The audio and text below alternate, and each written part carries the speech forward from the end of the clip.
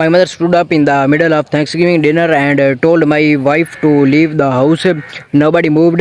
My wife just started at me, completely confused, while my younger brother sat there with a selfish looked on his face. Then my mother said something that made my stomach drop. Your husband has been hiding the truth from you. I looked at my brother. He smiled. That was the moment I realized this was not really about my wife. It was about a lie my family had been protecting for years. My name is Daniel. I am 35 years old, and until that night, I honestly believed my family was close. I was wrong. I grew up with my younger brother Jason, and we could not have been more different. Jason was the outgoing one. He could walk into a room full of strangers and somehow leave with then 10 new friends. I was quieter. I worked hard, kept my head down, and usually stayed out of family drama. My parents always said Jason was the social one, while I was the responsible one. I did not mind. Then was I 25, I met Rachel. She worked at a little coffee shop near my office. The first thing I noticed was that her looks. It was the way she talked to an elderly customer who could not figure out how to use the payment machine. She did not rush him. She smiled, helped him, and even cried his coffee to his table. I remember thinking, I want someone like that in my life. 2 years later, we got married. My parents loved Rachel immediately. My dad called her the daughter he never had. My mom constantly asked her for recipes. Even Jason seemed to like her, at least that is what I thought. The problem started when Jason got engaged. His fiancée Milika was beautiful, confident, and very opinionated. She also had a strange habit of turning every conservation into a competition. If Rachel mentioned her job, Milika talked about her salary. If my wife bought something nice, Milika talked about something more expensive. At first, Rachel ignored it. She always told me maybe she is just nervous around us. I wanted to believe that. Then by Thanksgiving, Rachel had spent almost the entire day helping my mother prepare dinner. She made homemade dinner rolls,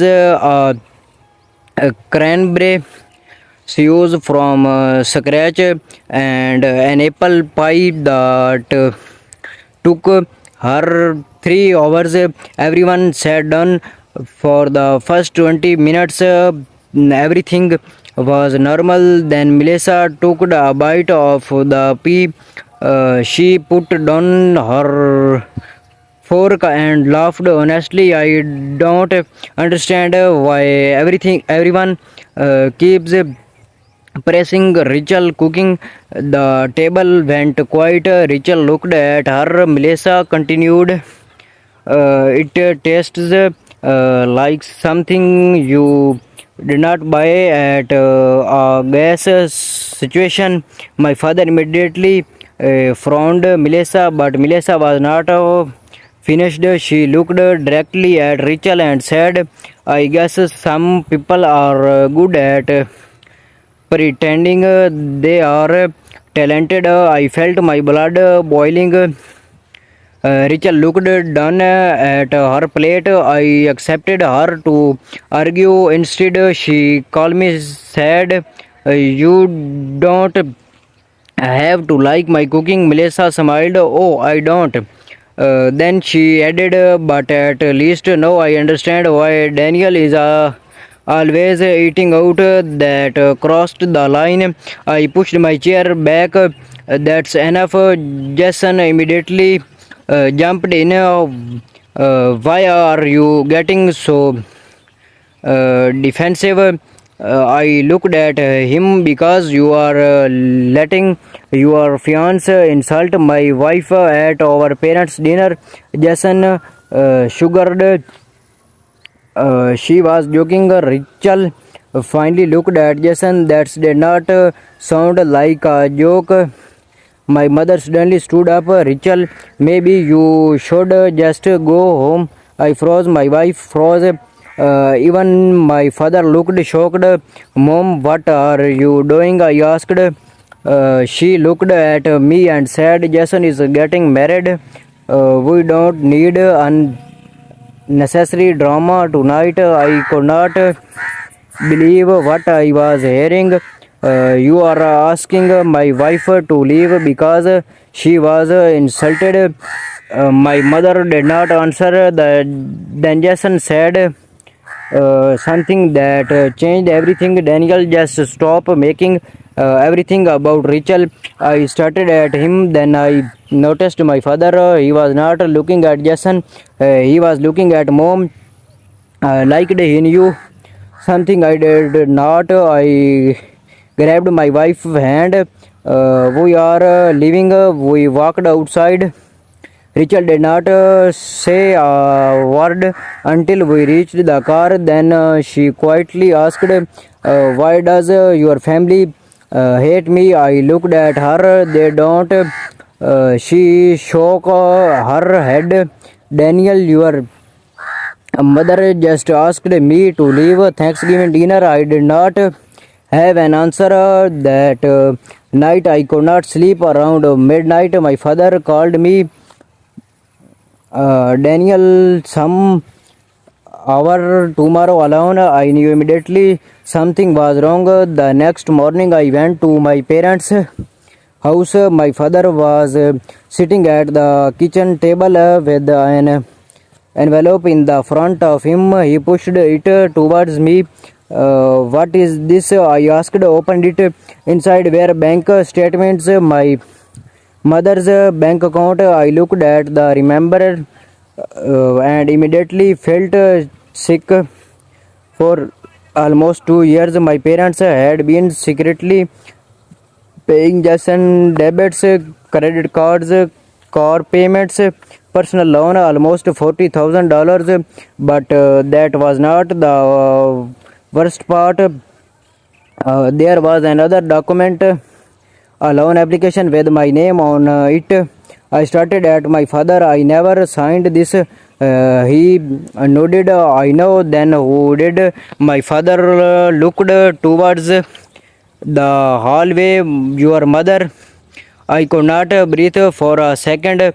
Apparently, when Jason got into serious financial trouble, my mother had tried to take out a loan using my information. My father discovered it before the bank approved anything, and instead of telling me they hid it. I finally understood why my mother had been protecting Jason. Melissa knew about the debit. She knew Jason was financially dependent on my parents, and she had been pressuring him to marry her anyway. The Thanksgiving argument was not random. Melissa wanted Rachel gone because Rachel had started asking questions.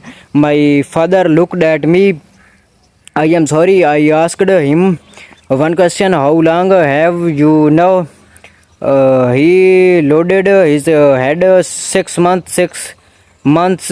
My own father had knows someone was using my immediately, and he had not told me. I went home and told Rachel everything. She listened quietly. Then she said something I will never forget. Daniel, family is not supposed to make you feel like you need protection for them. She was right. That evening I confronted my mother and Jason. Jason denied everything at first. Then my mother started crying. She admired it. She said she was trying to save Jason because she was terrified he would lose everything. I looked at my brother. You let mom risk my future to protect yours. Jason could not look at me. For the first time, he had nothing clever to say. Melissa eventually left him. The wedding was cancelled. Jason had to face his debts himself. My parents apologized, but things between us were never exactly the same. Rachel and I moved to another city a few months later. It was difficult, but it was also peaceful.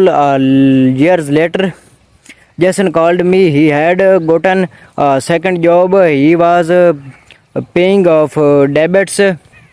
He had also started therapy. He told me I spent my whole life thinking someone would always rescue me. I said, maybe this is the first time you are actually saving yourself. There was a long silence. Then he said, I miss my brother. I smiled. I miss him too. We did not fix everything that day, but we started, and sometimes that is all you can do. You cannot erase what happened. You cannot print it.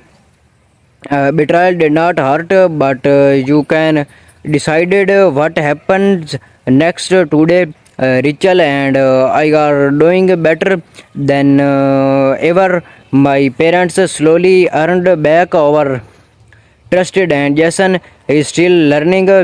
But now when something goes wrong, he does not to call mom to fix it. He handles it himself. Looking back, I thought Thanksgiving was the night my family fell apart. I was wrong. It was the night we finally stopped pretending everything was okay, because sometimes our family does not need another excuse. It needs the truth, and once the truth comes out, you finally get out, decide how deserves a place at your table. Thanks for watching.